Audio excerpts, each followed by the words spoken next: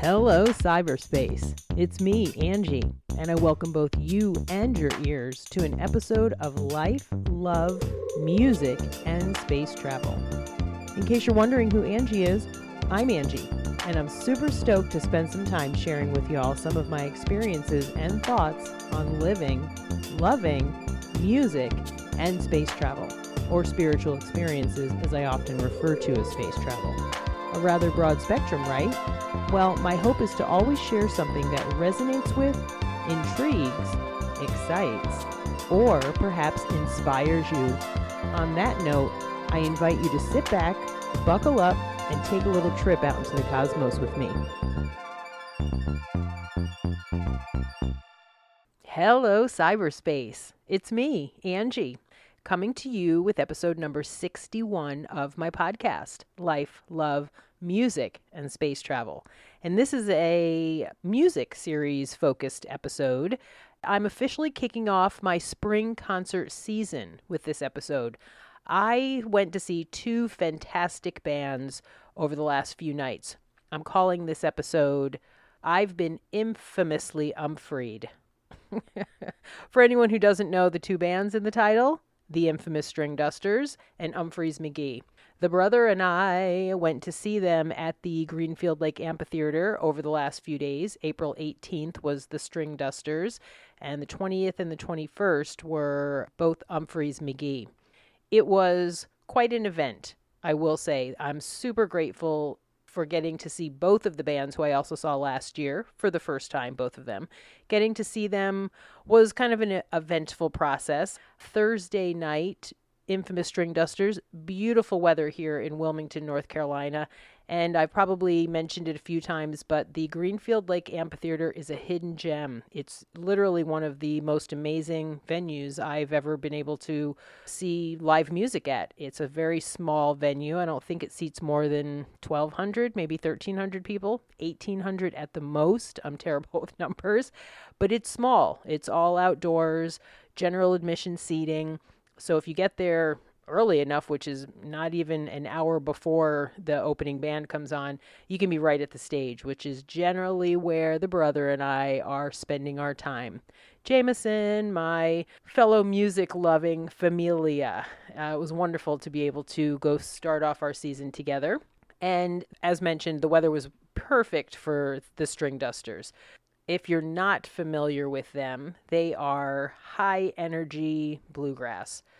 I don't know all the names of the members. I don't know all of their music. I'm still learning. You can definitely find them on nugs.net, but they are upbeat. They also play some slow, heartfelt music as well, songs, and I believe they have a pretty good extensive catalog of their own. They do play quite a few covers, and I will say I appreciated everything that they covered.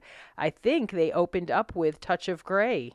I looked on setlist.com, and it's not uploaded yet, so I can't give you a list of their set list, nor will I be able to include it in the show notes unless they update it.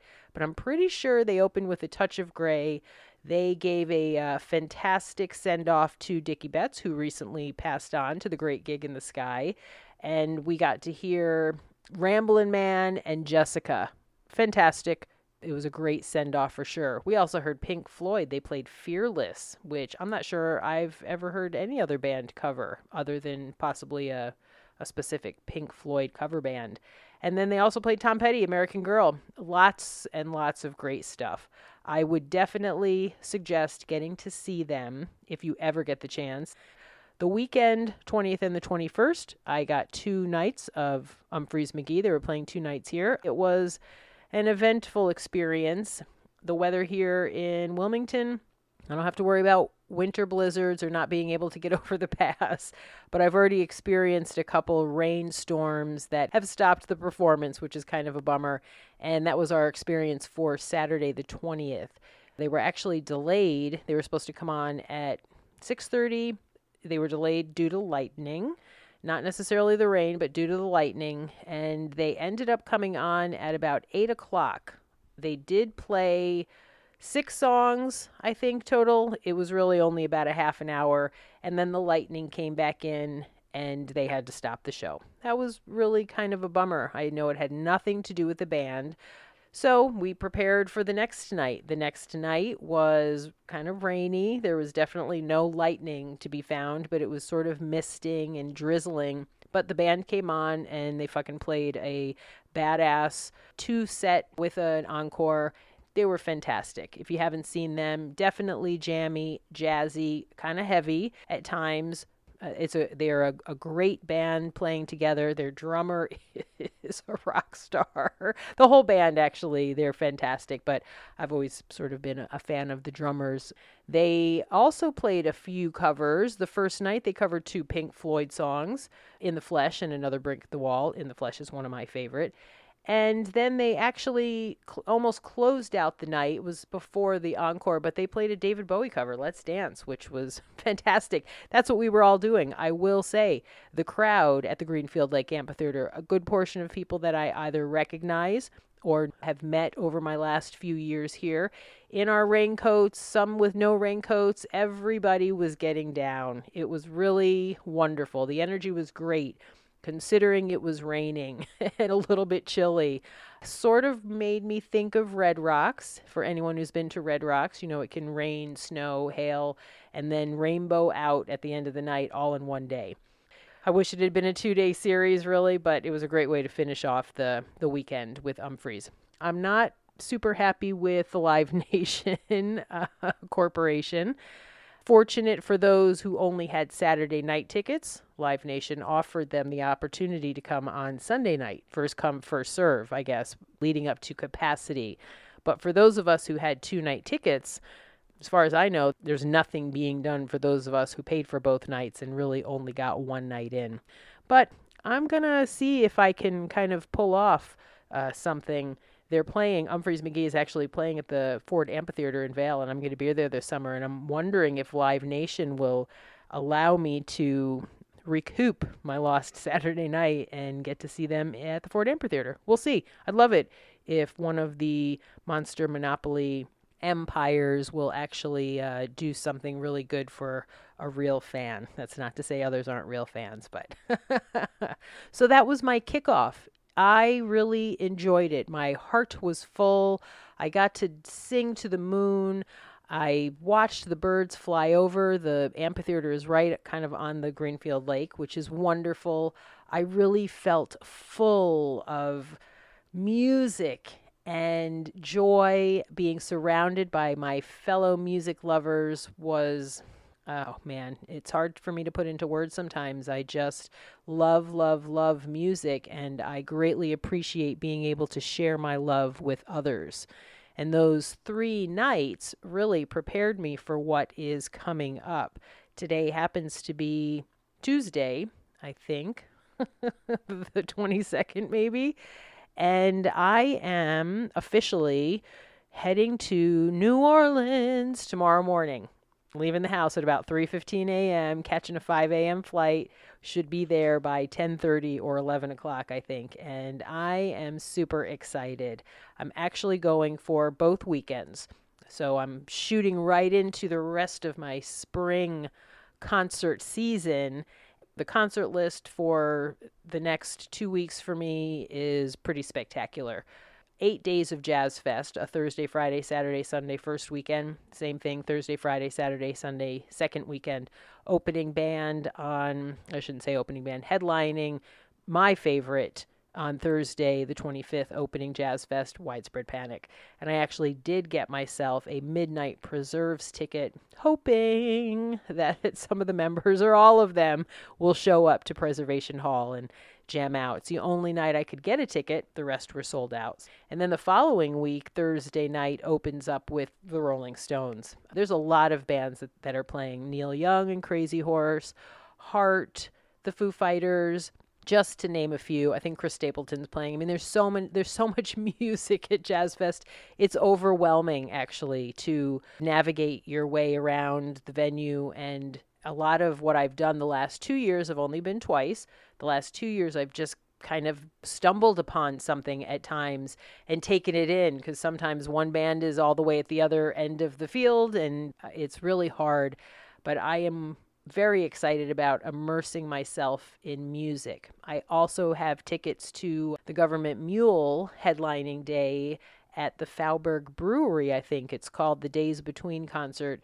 And especially with the recent passing of Dickie Betts, I imagine it's going to be an even more spectacular event on that day. So I'm excited about that. I did splurge, and I got myself 3 nights of J-Rad. Joe Russo's Almost Dead, for anyone who doesn't know, who I have yet to have seen. I haven't seen them before. And then I'm really hoping to squeeze in as much other music as I can. I am staying at the High Hostel on Canal Street. I've stayed there a few times. I want to give props to them because my experience there has really been wonderful. I'm going with a friend of mine. She's staying the first weekend, and then I'm staying through the rest of the time on my own. They have a great setup. They do have some private rooms. You can stay in like a 4-dorm room, a 6-dorm room. I believe it's either men, women. I don't know if they have any co-ed, but the whole setup is great. Full kitchen, showers, laundry. It has everything I need, and it's a really great location right on Canal Street, as I mentioned, near the Joy Theater, the Sanger Theater. I feel like maybe the Fillmore is not far away, which is, I think, where J-Rad's playing. And I'm excited about immersing myself in the midst of the whole deal. Another friend of mine is going to be there, so I look forward to catching up, maybe hitting the Crawfish Festival, getting to the Louisiana Music Factory and doing a little bit of record shopping, trying not to go broke on on this extended adventure, but very, very excited about getting back to the Crescent City and having a little more time, including the time in between, to do a few things, have a few days off to just wander around New Orleans.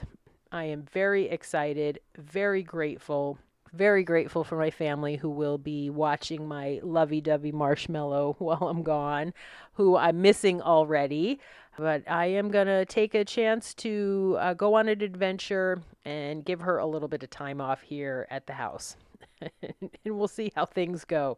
Jump into life, experience it, and live it one day at a time. This is pretty much it for this episode. I just wanted to give a shout out. I want to wish all my fellow music fans out there a wonderful spring concert season. I'd love to hear from anybody about what you're doing for your concert season. Who are you seeing? What bands are you getting to take in? All of it also. Stuff about your life. Love, maybe the love of music. Space travel. Are you having any out-of-body experiences related to some fantastic restaurant you've been eating at? That's also something I'm excited about as far as New Orleans goes, eating some delicious Louisiana victuals. Feel free to check out my website, www.lifelovemusicandspacetravel.com. There's a little microphone icon. Leave me a voice message. If it's appropriate and fitting and not spammy, I would love to include a clip of it on my next episode. I probably won't be releasing anything until I get back from Jazz Fest. Leave me a message, send me an email, tell me what you're doing. I'd love to send somebody something cool. I'm not sure what it is, but I'll say the first one to actually leave me a microphone clip, an audio clip that I can include on the next episode, something related to life, love, music, and or space travel. I'll send you something cool. Yeah, let me know what's going on. I have a Facebook page, Life, Love, Music, and Space Travel. I also have an Instagram under the same name. I kind of think that's about it. Before I continue to jabberjaw on and on, I have yet to pack, so I think I'll do that right now. I'm going to snuggle up with my fuzzy face marshmallow and relax a little bit before I head off to Louisiana. Thanks for listening as always. Please share your love for life, love, music, and space travel with me. And I will look forward to hearing from anybody.